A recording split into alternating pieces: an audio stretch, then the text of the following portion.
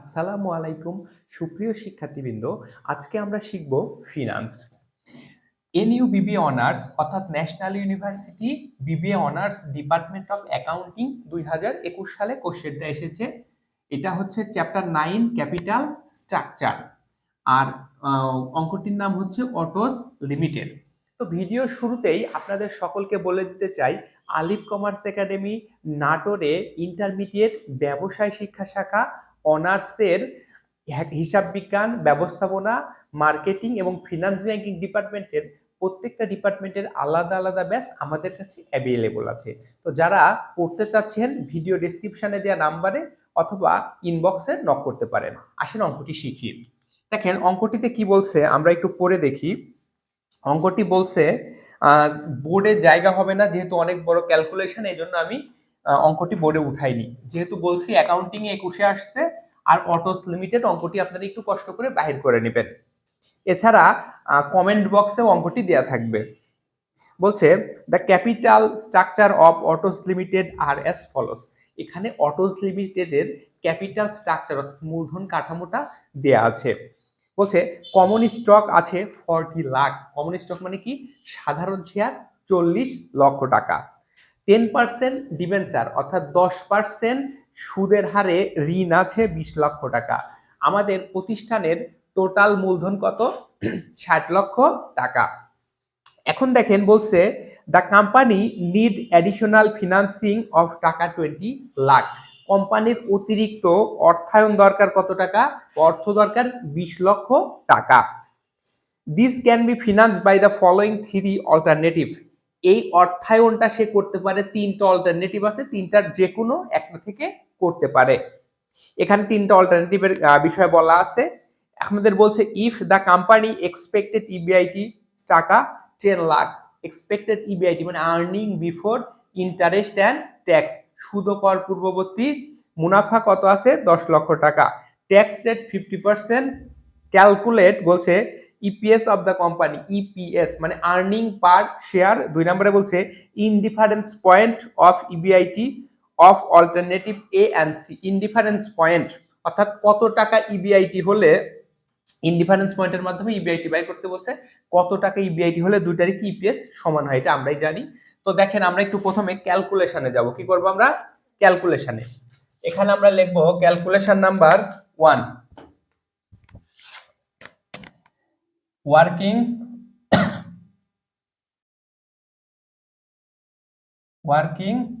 1। দেখেন আমরা প্রথম ক্যালকুলেশনটা করব কি? টেবিল ফর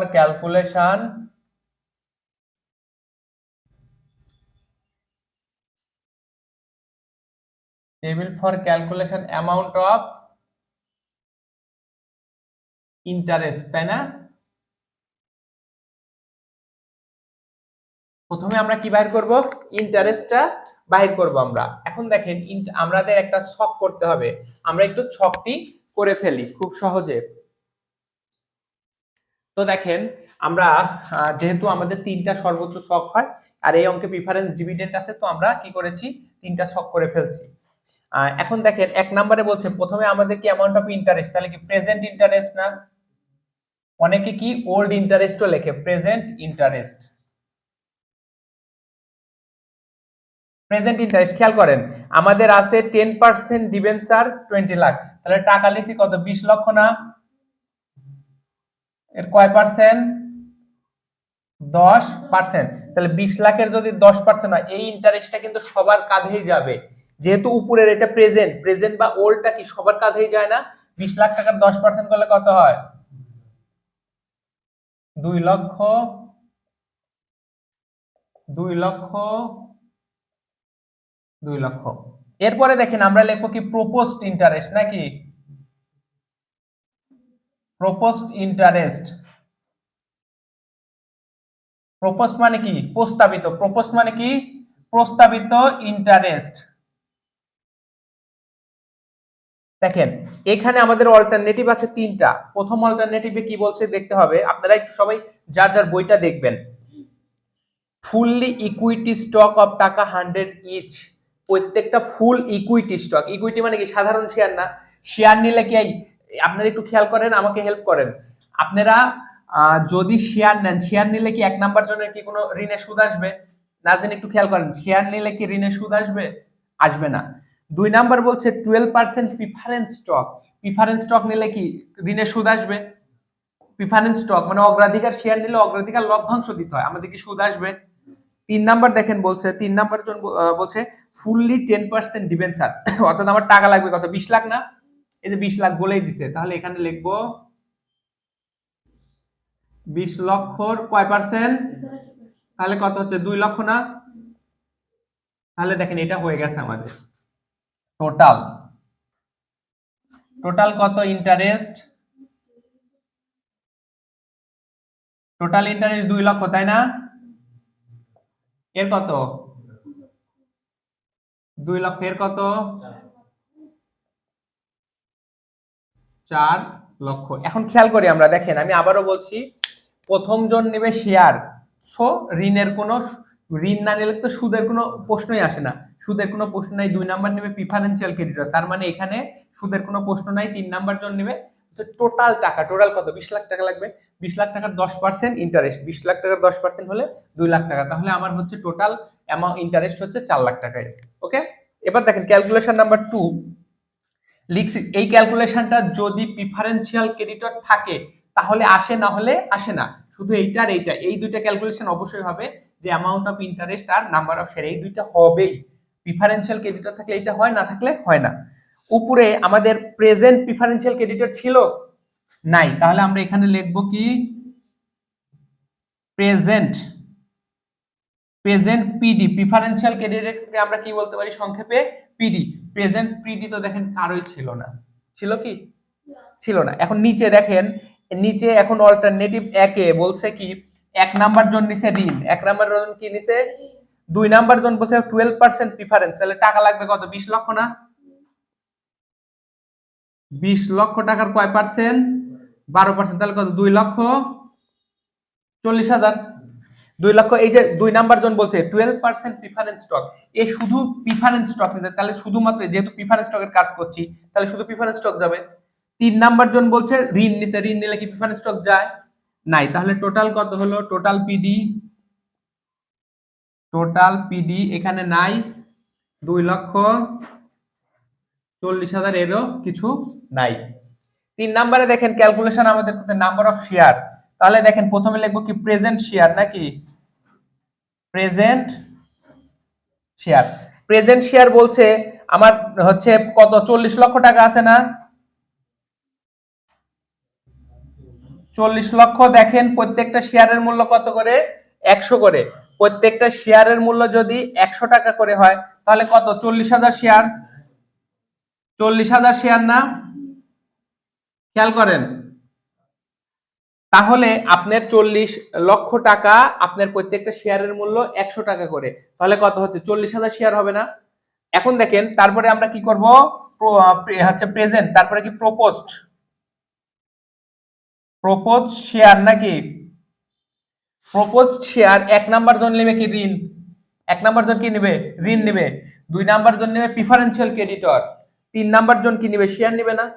3 নাম্বার জন যদি শেয়ার নেয় তাহলে শেয়ার কত টাকা আছে দেখেন তো, শেয়ার হচ্ছে নিবে পুরা টাকাটাই, অর্থাৎ 20 লক্ষ টাকা,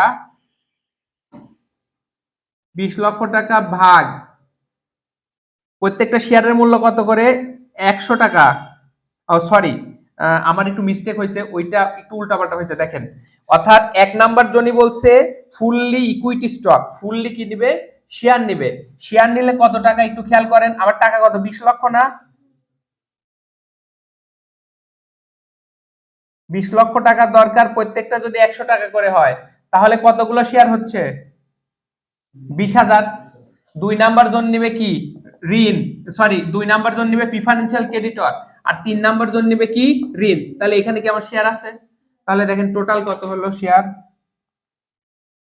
টোটাল শেয়ার এখানে 60,000 না, এখানে কত 40,000, এখানে কত 40,000। একটু খেয়াল করি আবারও, দেখেন 1 নাম্বার জন কি নিচ্ছে, 1 নাম্বার জন নিচ্ছে হচ্ছে শেয়ার, এই যে শেয়ারের কাজ করছি, ওলটা তো সবাই পাবে, নিউ শেয়ার নিচের জন্য 20 লক্ষ টাকা, প্রত্যেকটা শেয়ার মূল্য 100 টাকা করে হলে 60,000, 20,000 শেয়ার, মোট 60,000।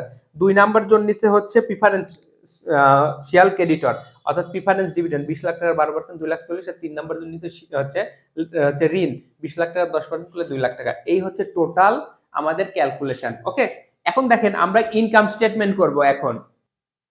তো দেখেন অঙ্কের মধ্যে আমরা ইনকাম স্টেটমেন্টের একটা সব করে ফেলছি। অঙ্কের মধ্যে আমাদের বলছে কি ইবিআইটি কত, 10 লাখ না? এই ইবিআইটি 10 লাখ, মানে এটা কি সবার জন্য না? তাহলে আমাদের লিখতে হবে, খেয়াল করেন, ইবিআইটি মানে earning before interest and tax, 10 lakh টাকা। আপনারা একটু ক্যালকুলেটর নেন সবাই।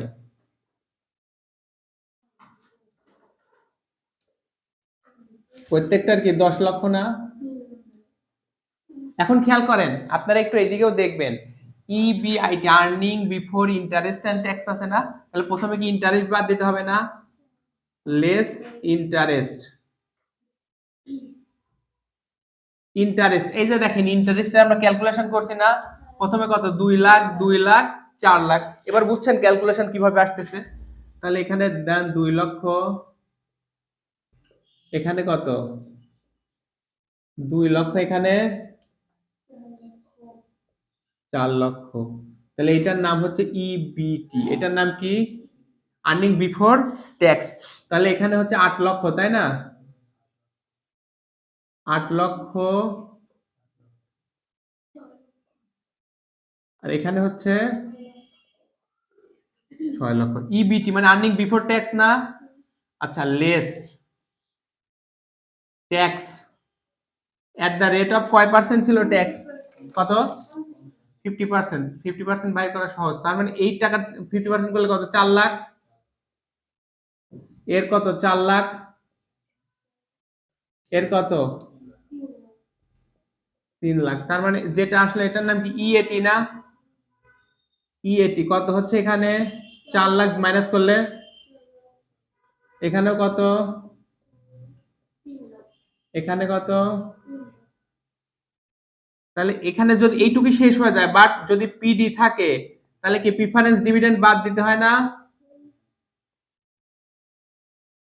প্রিফারেন্স ডিভিডেন্ড, প্রিফারেন্স ডিভিডেন্ড এই যে বাদ দিছি, 1 নাম্বারের নাই, 2 নাম্বারের শুধু আছে 2,40,000। 3 নাম্বারের নাই, 1 নাম্বারের নাই, 2 নাম্বারের আছে 2,40,000, এরও নাই। তাহলে এর নাম হচ্ছে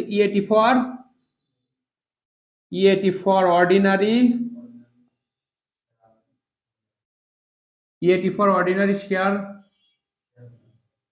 শেয়ার হোল্ডার, শেয়ার হোল্ডার ইকুইটিও লেখা যায়। এখানে কত? 4 লাখ না? এখানে কত হচ্ছে? 3 লাখ। এখানে কত? 1,60,000। এবার আমাদের কি লিখতে হবে? নাম্বার অফ শেয়ার নাকি? নাম্বার অফ, দেখেন এই ক্যালকুলেশনটা করলে এটা কিছু, নাম্বার অফ শেয়ার দেখেন এখানে 60,000, 40,000, কত 60,000, তাই না? সরি 40, 60,000, তারপরে 40,000, 40,000। তাহলে এবার ইপিএস সমান সমান কি? ইপিএস মানে আর্নিং পার শেয়ার নাকি? EAT for ordinary share holder equity নাকি? EAT for ordinary share holder divided by কি নাম্বার অফ শেয়ার, অর্থাৎ এটার সাথে এটাকে ভাগ করেন, কত হয়? কত হয়? 6 টাকা 66 পয়সা। পরেরটা কত হয়? সরাসরি 4 টাকা, 4 টাকা। তারপরটা কত হয়? একটু ভাগ করেন। 7 টাকা 5 পয়সা। আচ্ছা, তাহলে দেখেন এবার আমাদের কমেন্ট করতে হবে। কমেন্টে আমরা কি করব? আমরা যেটার ইপিএস সবচাইতে বেশি, ইপিএস মানে কি আর্নিং পার শেয়ার, শেয়ার প্রতি আয়, যেটার সবচেয়ে আয় বেশি আমি সেটা নিব। সবচেয়ে শেয়ার প্রতি আয় বেশি কি? এইটা, ওই যে অল্টারনেটিভ 3 না, লিখবো alternative 3 should be selected because দেখেন বিকজ ইটস এনপিভি আমরা কি লিখবো একটু, বিকজ অল্টারনেটিভ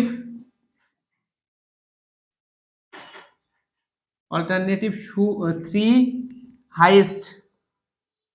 হাইয়েস্ট ইপিএস, এইটা হচ্ছে আমাদের অঙ্ক। এখন দেখেন যদিও এই অঙ্কের মধ্যে কি আছে, ইপিএস মানে আর্নিং পার শেয়ার আছে, তো এইটা আমরা পরের ভিডিওতে দিতে চাই, তাছাড়া ভিডিওটি অনেক বড় হয়ে যাবে। তো সুপ্রিয় শিক্ষার্থী, পরের অংশটি অর্থাৎ রিকোয়ারমেন্ট বিটা দেখার জন্য আমাদের ভিডিওর পার্ট 2টা তোমরা অবশ্যই দেখবা। ধন্যবাদ সকলকে।